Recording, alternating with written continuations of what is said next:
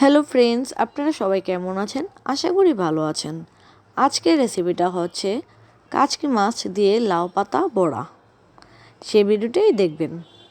আমি কাচকি মাছগুলো ভালো করে ধুয়ে নিয়েছি এবং লাউ পাতাগুলোও ভালোভাবে ধুয়ে নিয়েছি। লাউ পাতাটা নরম করার জন্য আমি লবণ দিয়ে হালকা একটু জল দিয়ে চেপে চেপে পাতাগুলো নরম করে রেখেছিলাম।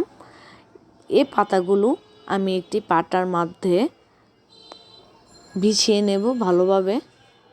সেখানে আমি কাচকি মাছগুলোকে আমি লবণ, হলুদ, মরিচ, কাঁচা পেঁয়াজ দিয়ে এগুলো ভালোভাবে মেখে নিয়েছিলাম। এগুলো আমি সুন্দর করে পাতাতে বসাবো। প্রথমত লাউ পাতাটা গুঁড়া থেকে আমি এটাকে ভাঁজ করব। তারপর আগার পাতাটা দিয়ে আরেকটিবার ভাঁজ করব। তারপর ডান পাশের পাতাটা আমি ভালোভাবে বাম পাশে নিব। বাম পাশের পাতাটা ভালোভাবে ডান পাশে নেব।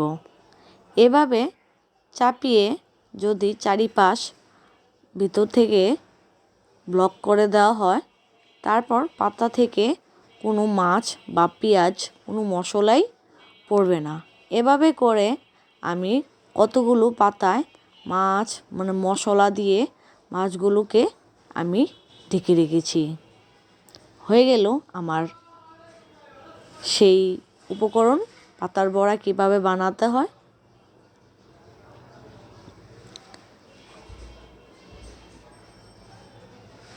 এখানে আমি দেখাইনি কিভাবে আমি রেসিপিটা উপকরণ করেছি।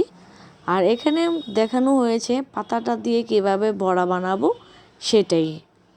অনেকে আমাকে বলতে পারেন যে আমি কেন দেখাইনি। আমি দেখাবো এটা কিভাবে বানাতে হয়।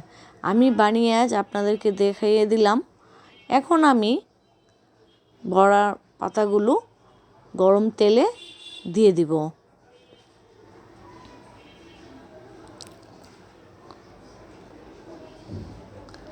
আমার দেওয়া হয়ে এসেছে। এবার আমার লক্ষ্য রাখতে হবে যেন পাতাগুলো পুড়ে না যায়। জালটা একটু কম দিয়ে মচমচ করে আমি ভেজে নেব। এপিঠ ওপিঠ ভালোভাবে উল্টিয়ে দেখব কতটুকু হয়েছে।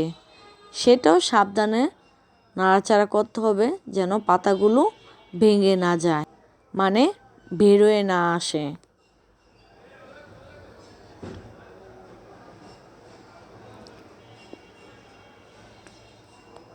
প্রায় হয়ে এসেছে আমার পাতা বড়া। হয়ে আসলে একটু কালো কালো আকৃতির হয়ে থাকে, বোঝা যায় যে পাতাগুলো ভাজা হয়েছে। মাছের বড়াটাও হয়ে আসছে। প্রত্যেকটা আমি আলতো করে উল্টিয়ে দেব, দেখব যে কতটুকু হয়েছে।